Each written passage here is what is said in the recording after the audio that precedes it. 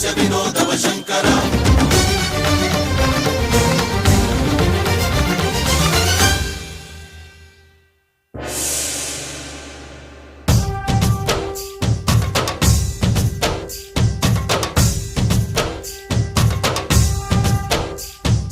భరత వేదముగ నిరత నాట్యముగ కదిలిన పదమిది ఈశా శివని వేదనగా అవని వేదనగా పలికెను పద